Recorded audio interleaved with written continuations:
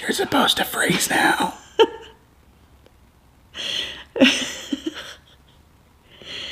You didn't say anything. I didn't know you were supposed to do that. You can't just do that on the camera. You're still talking. You're supposed to be frozen. Stop talking.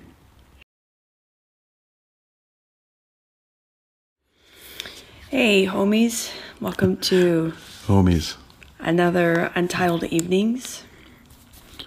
We are happy to have you as we're hanging out on a couch in San Diego, California. USA, North America. Do we need the whole?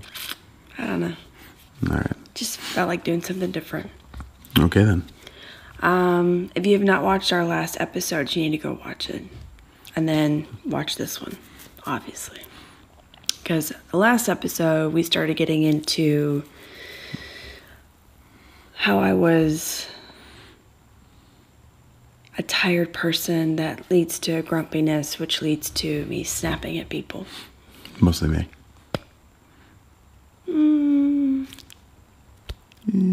Mostly me. Well, you're not here most of the day, so you don't know how I act around the kids. So anyways, a little bit of the backstory. I have never been a morning person, ever, ever, ever. I would do things as a child so I wouldn't have to go to school, so I could stay in bed. Yeah, it's pretty pathetic. But the other side is that once I was awake, I was outside playing all day long. It's not like I was lazy or anything like that. I am now, but I wasn't then. You're not lazy. Not as much. It comes and goes. It just depends on what the weather's like. We'll get into that too. All right. Went to college. I was like the first person to sleep before everybody else on my floor. It was always like that. It was so frustrating at the same time because we would have hall meetings once a week. And I never went because I didn't like my hall. I didn't go because they're dumb. Well, there's that too. So it's 10:30. I'm trying to go to sleep. They're playing guitar out in the hallway, which at that particular moment was right in front of my door. Because it's college. Everyone plays guitar in college. Oh, God. Everyone. Especially, Kids, don't take a guitar to college. You want to be cool? You want to be different? Don't play a friggin' guitar. What about electric guitar? It's all the same. Guitar is guitar. Everyone plays a friggin' guitar in college. Do something else. You want to play an instrument? You know, mandolin would be nice. It's like a guitar, but different. Take a ukulele. Take one of those. And that would be different. It would be very different. Than the 70,000 other people at your college who are playing guitar on the quad. Sorry, I feel strongly. Did you have a brain fart or something? Because No. you just stopped like in the middle of your sentence. I just realized that I was going on at length Yeah. about guitars in college, and I apologize. If you do choose to take Chris's suggestions, you'll need to find a teacher that actually knows how to play that stuff. And if you can't, then try YouTubing it, because everything's on YouTube these days. Right, including us. Yeah, yeah.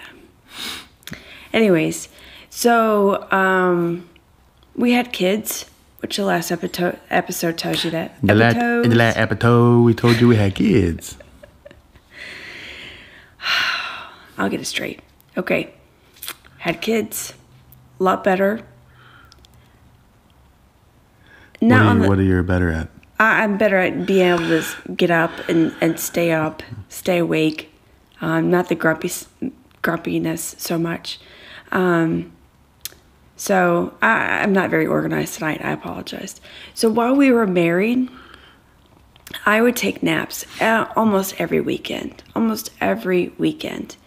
And this one would not want to wake me up at all. No, I still don't, because I want to survive. I've told you how to get around that. Stick from across the room. So, most of the time... Hey, wake up. Most of the You time, bring it Chris, back and it's all gnawed off. A little stub of the broomstick left. it wasn't that bad. I just wouldn't talk to you. I would give him the stink eye, and then I wouldn't talk to him until I woke up. Right. So we had kids. I got a little bit better. I was actually able to stay awake, like actually roll out of bed, stay awake through most of the day. And as the years have gone on, my body has adjusted. And now that we've had our youngest, it has its moments. Let me put it that way, okay? I will go through a period of time where everybody's sleeping. I get at least 6 hours of sleep. And then bam! And I mean, bam! The kid wakes up like at 1 o'clock in the morning. We just went to bed maybe at 11 o'clock if we're lucky. And I'm just like, what is going on? Seriously. My favorite part is that happens and we're both laying in bed and she doesn't get up. And I'm like, why didn't she get up? and I'm like, why are you getting up? And she goes, maybe he'll go back to sleep. If we just lay here quietly, he'll go back to sleep. And you hear him again, he's like, She's like, well, it doesn't sound too bad. Yep. I'm going, really? You know, he's just winding up. Yeah, he really is.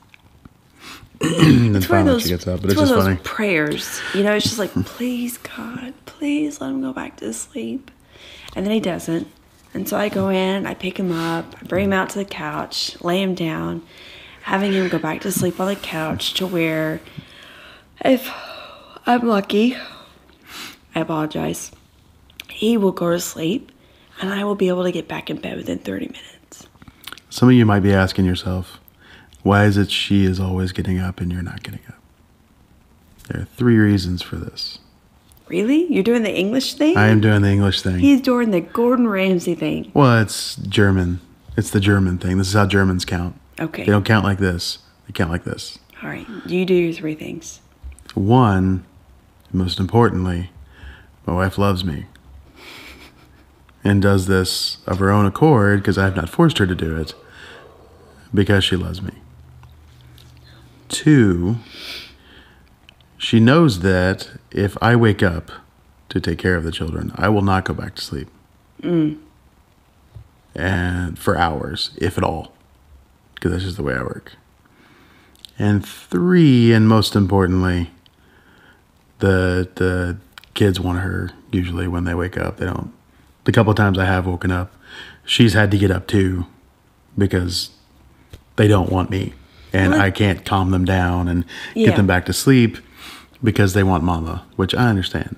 I'd rather have her come than me too.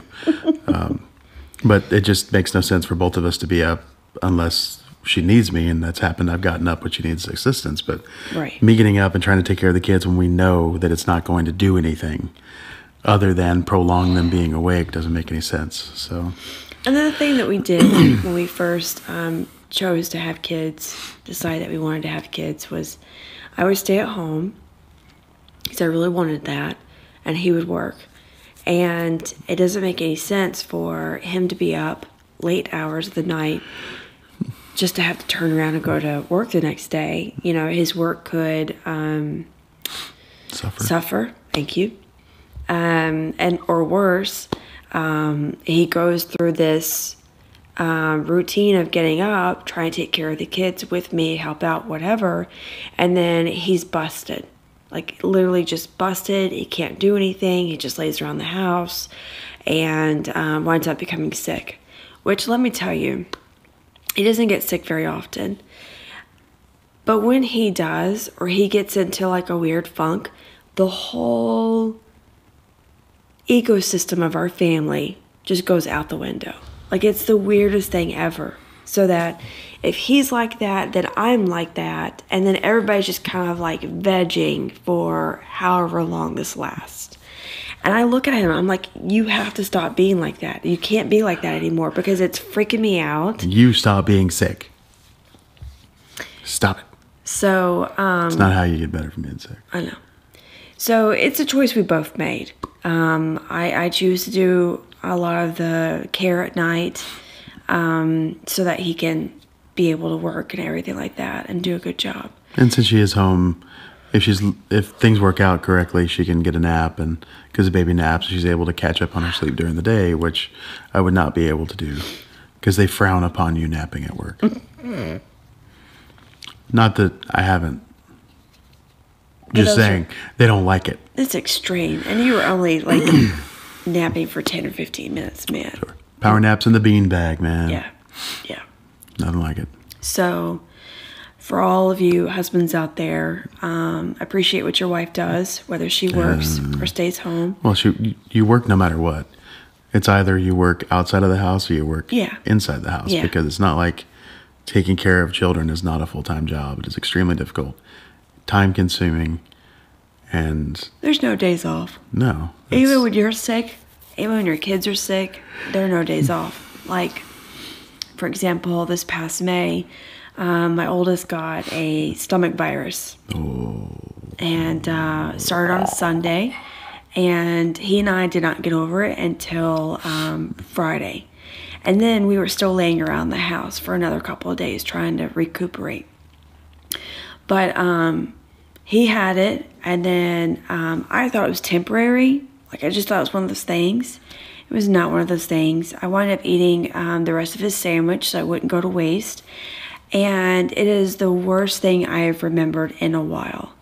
And I was pretty horrible. Out for the count.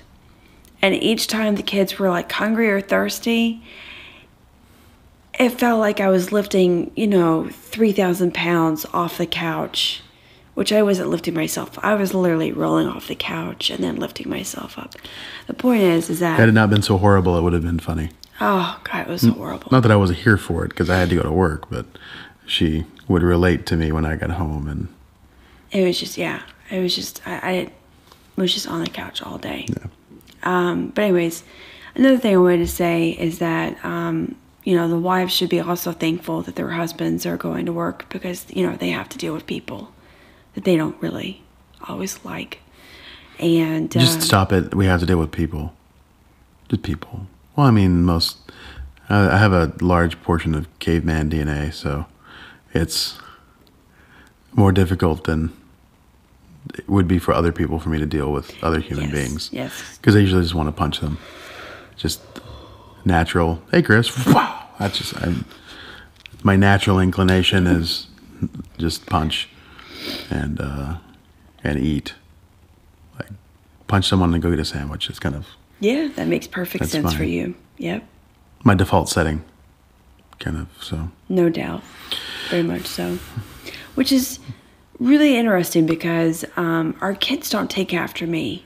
Like, they sleep well, don't get me wrong. They sleep well. But they are up at like 5:30, or 6 o'clock in the morning, and they are ready to go for the whole day. Yep. And that is not me. Mm-mm. At all. No, that's me.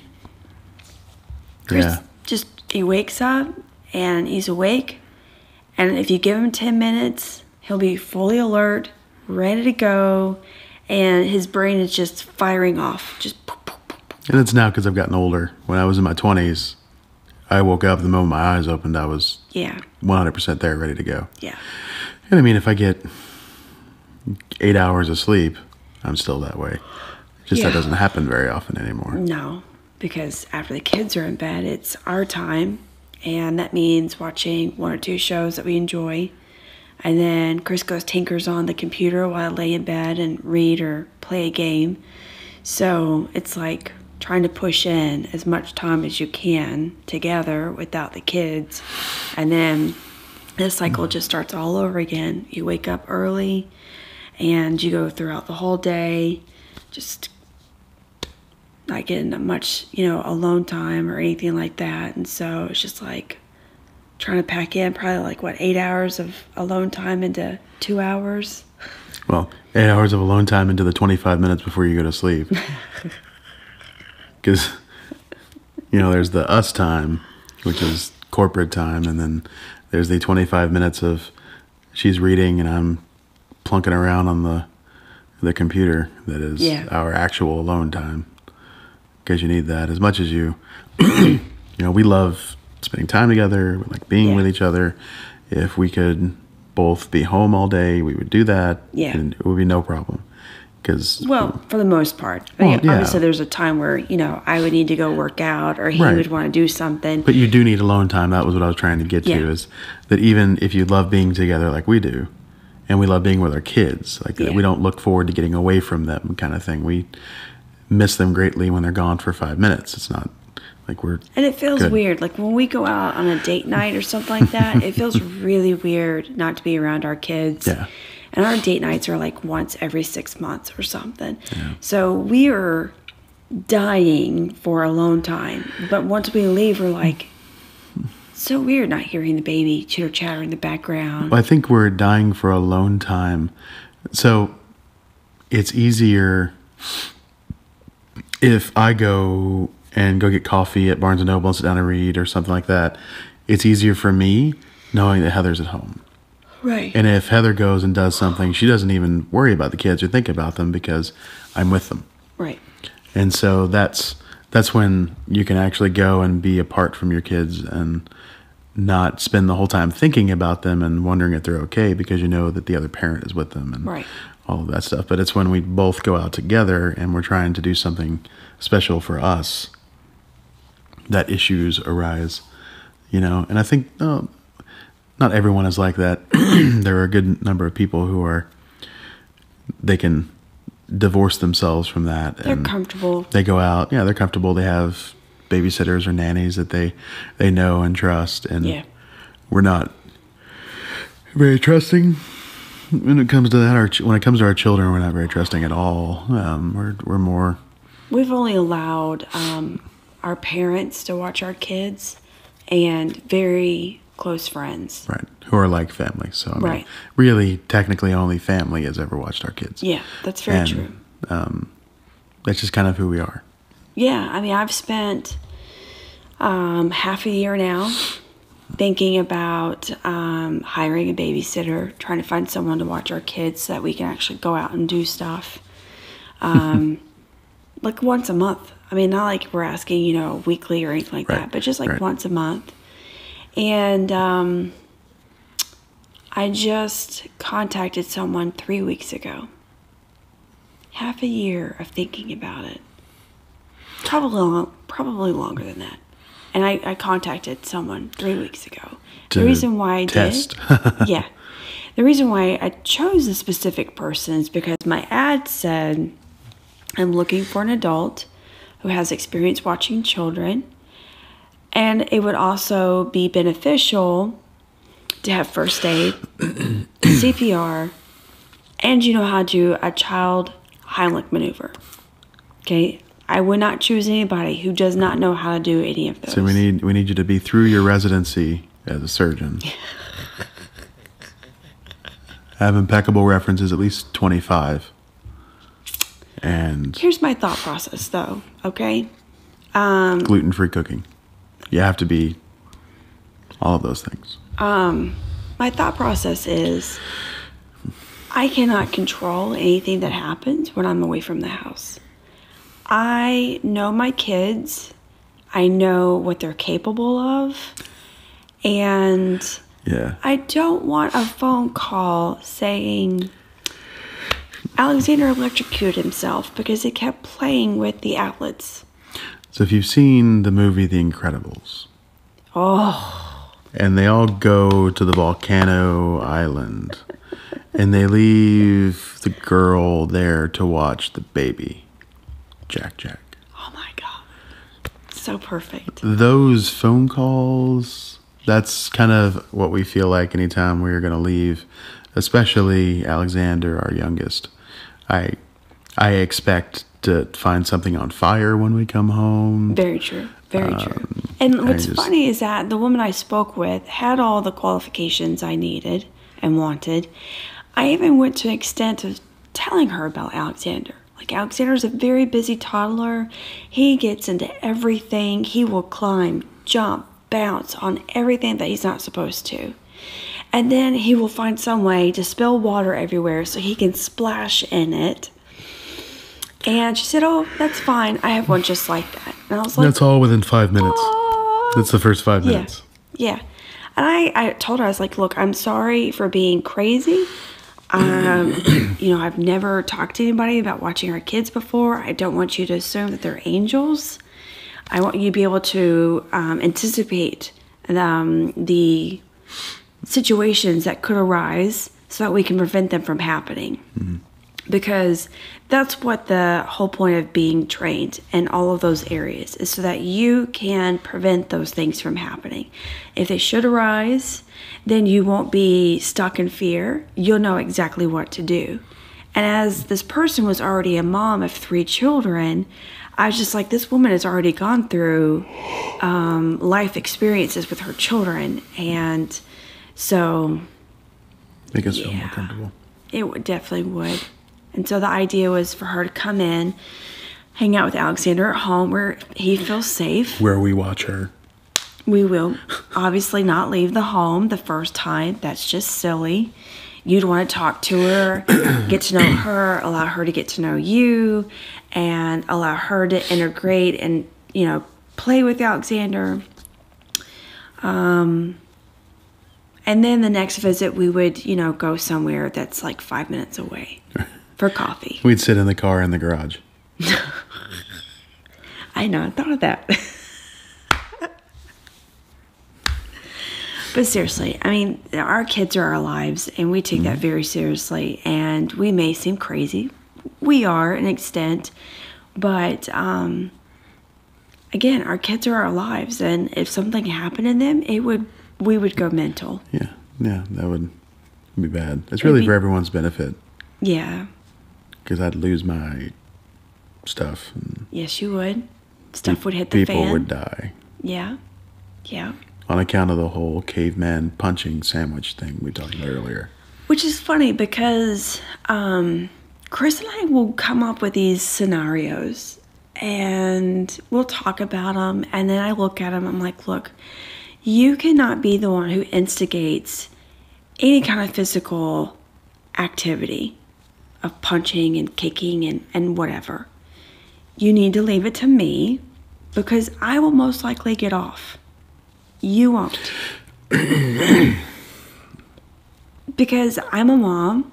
Moms go crazy when things happen to their kids. It's a natural reaction. And she's tiny and cute. Look at her with the hat and the hair and the glasses. She's cute. She'd walk into the courtroom like, oh, and I can understand. I am innocent, but when it comes to my kids, which thank God nothing's happened yet, but just even talking about it, there's this rage that starts to build up in my chest. And then it starts to get me like this. And so I've told him, you cannot do anything. I have to be the one that does it. So that if we ever had to go to court, I would be able to get off because it's understandable for a mom to get crazy when something bad happens to their kid. This would not go well in court. They would look at him and automatically stereotype him as someone who is angry all the time and would have a short temper, blah, blah, blah, blah, blah. So... yeah, that would not be a good court case. No, it wouldn't, because then his temper would start to show on his face, and he could easily blurt something out or rip the arm off the chair. So... yeah, I still feel bad about that dentist. They ripped the arm off her chair. You never told me about that. Yeah. Please share. I don't know. Were we married? Yes. That's probably next episode. Okay, that's fine. We'll talk about Chris's temper on the next episode. It's not a temper. As a setup for the next episode. I'm not afraid of much. Like I have a healthy, rational fear of things like dying, guns, but nothing scares me. I have the right rational fear of things, except for dentists and the whole dentist situation. It's unreasonable fear. It is. It really is. And the dentist we went to when we lived in Kentucky. Oh, she was really nice. She was awesome. That's why we kept going to her after I broke her chair. I had no idea you broke her So chair. we'll I'm freakishly strong, and yeah, we'll talk about it next time. So now you have a reason. Tune in. No. In the next one. No. You always have a reason to come and hang out with us and watch our show. If you would like to hear Chris more often, then yes, please come visit our next episode so you can hear this telling of a story. And I actually have some dentist stories on behalf of him that I can share with you as well. Oh, I have some of her too. When she got her wisdom teeth out. That's a funny story. Oh, that is a funny story. So maybe we should do dentist stories. Yeah, let's do on that. the next one, because everyone loves a good dentist story. Ours are not half as Happy-go-lucky as some others. So that's why I don't go to the dentist. That's right, you heard me. I don't go to the dentist. I can't stand them. I'm never comfortable. If there are any dentists watching, it's nothing personal. No, it's not. I'm sure you're lovely, sadistic people. Because you're a dentist, you obviously have sadism as a issue you're dealing with, and you've chosen this field to work it out in. It's the drill, man. It's not even the drill. For me, it's the drill. entire thing. The smell of it when you go in there, the way the room's laid out, the thing to spit in next to you. It's just nothing good there. The dentist that he actually tore up, she had these cool little goggles that you could put on your face and watch TV while they were, working on you. Yeah, because that makes the horrible pain and sounds and it's smells so much better. It's supposed to distract you, but it does not distract you. When you're afraid of the dentist because of the pain and smell and sounds, it doesn't help. Which is why we like to get knocked out. But I haven't. Oh yeah, I have to be completely sedated. Yeah. Completely out. Count backwards from 10. At 8, I'm out. Kind of hit me with a club and I won't move. I mean, none of this local anesthetic bullcrap or any of the gas. I need to be asleep. Asleep. Which we'll talk about that too. Yeah. So, that is all for this evening. Yes, most definitely.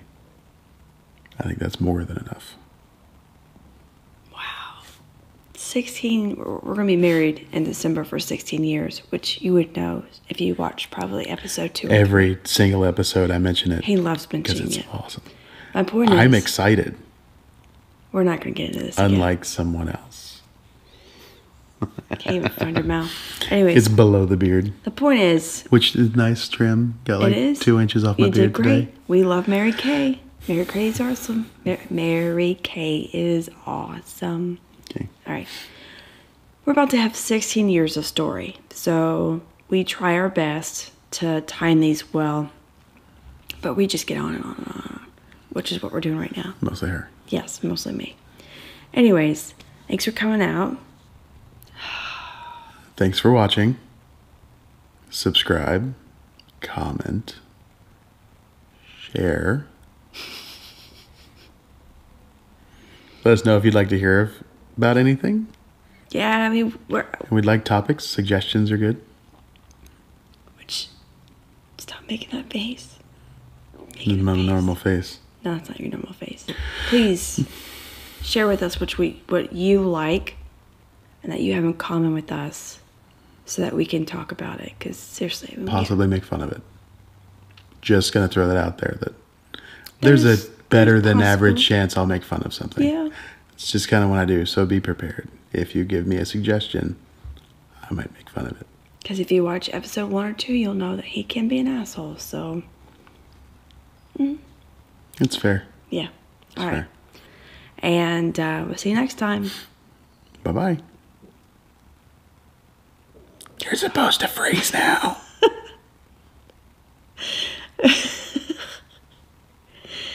You didn't say anything. I didn't know you were supposed to do that. You can't just do that on the camera. You're still talking. You're supposed to be frozen. Stop talking. How am I supposed to freeze? Look at the camera. Stop moving.